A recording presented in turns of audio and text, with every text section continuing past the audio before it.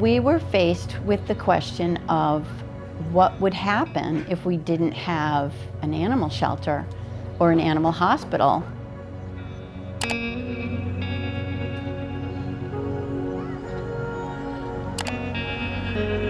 Before NiSHA was the MSPCA, and they were there for 60 years. They were the hospital and the animal shelter. They were, everything we needed. So when they announced that they were going to be closing after 60 years, and they gave us 3 months' notice, it was a panic. Those of us who were involved already were all in sort of deep shock. We were told all the animals had to be out of the building. They were talking about taking strays to the mainland.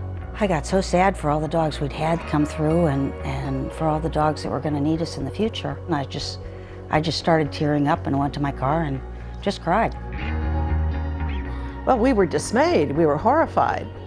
We had depended on the MSPCA for our animal care, for kenneling. So that's when a group of interested and passionate volunteers got together and decided we needed to do something about it.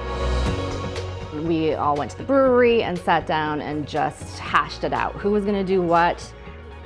Jan was going to write the bylaws. Pam was going to be the first president. I was advising, Stephanie Hankey the same. I think it was a perfect combination of skill sets that came together, and then other people started joining in and started divvying out the responsibilities on how we were going to figure this out and become a legal 501c3. So when we finally figured it out that we were going to create our own shelter, we had no idea where it was going to be because nobody knew what was going to happen with the building. The veterinarians that were there, they wanted to buy it and keep it going. We had talked to Offshore Animal Hospital and worked out a lease so that we could be tenants of the building and not have to move. It's hard to find a building on Nantucket that you can have floor drains and have isolation and be able to separate different species of animals. So it's been a godsend in a lot of ways to be able to have just stayed where we were. But it's been over a decade of renting 5 small rooms, so it's really time for us to find a place of our own.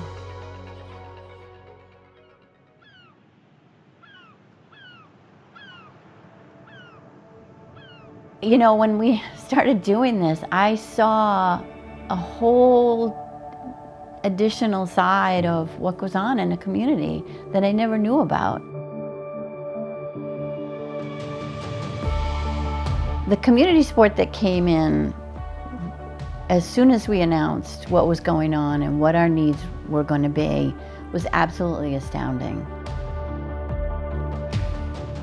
I don't think NiSHA would exist at all without the community and the dedicated workers that made it happen, put their lives on hold, put their family on hold, just threw their hearts across the jump and followed it, really. We did a meeting asking for people who would volunteer or who wanted to perhaps foster or take one of our animals home. And about 20 to 30 people showed up. We were blown away. We were almost doing the happy dance up in front of all those people. We were like looking at each other going, oh my God, they came. From there, they had a whiteboard and they filled out what shifts they were gonna take. And we had a number of people take animals home. The first 3 years, we were all volunteer.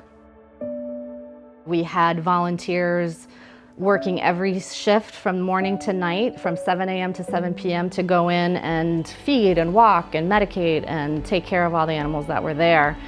And once we started getting that under our belts, we realized we could become more.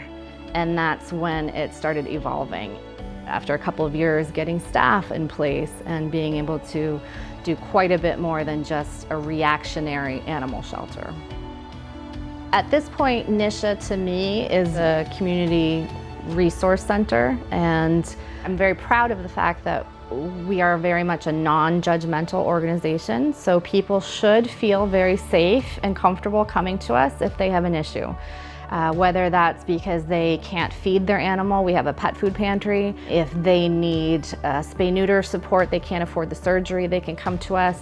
If they're having problems training their dog, we can counsel them for behavior issues so that they don't end up having to surrender. With the senior citizens in our community, making sure that they keep their pets that they have. If they have an accident, need to go to the hospital, we can emergency board their pet until they get home. So there's a lot of things going on that isn't just what people assume an animal shelter is. This is Gwen. She is my partner in Humane Education. She goes with me almost everywhere. Humane Education is going into classrooms, going to visit Girl Scout groups and Boy Scout groups. How are you doing? It's talking about compassionate actions. Spread the word.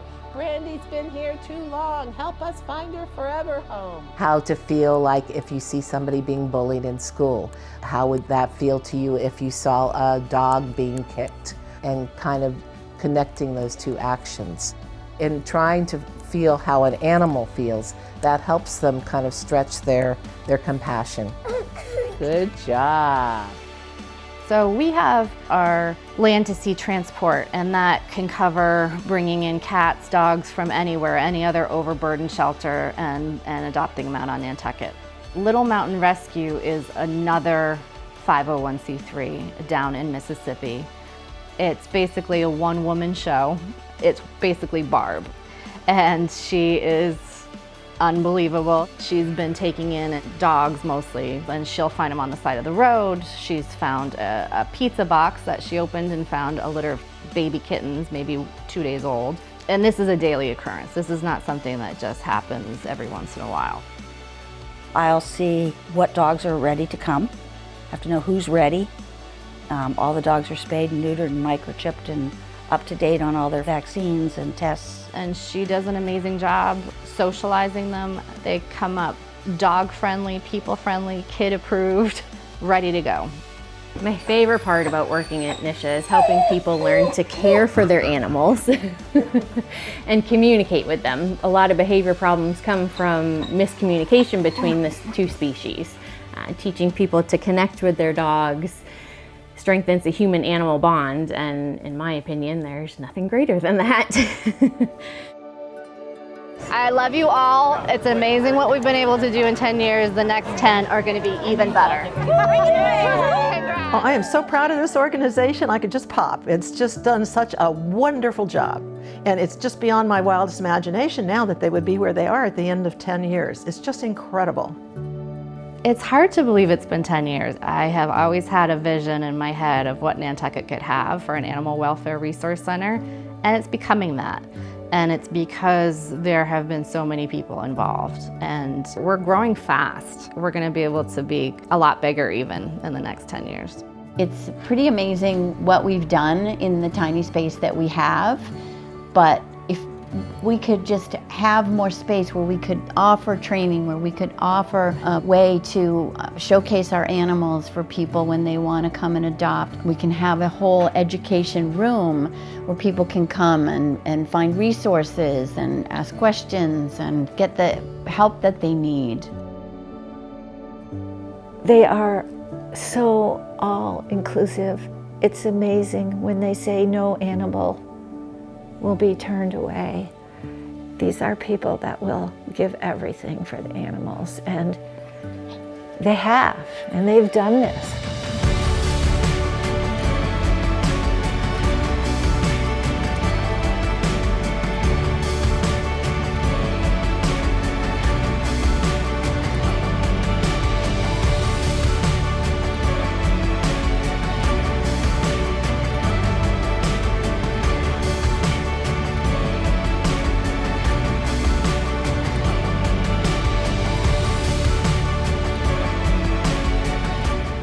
We are so grateful for all the support over the past 10 years. We really hope that everybody stays with us on this journey because we are just getting started.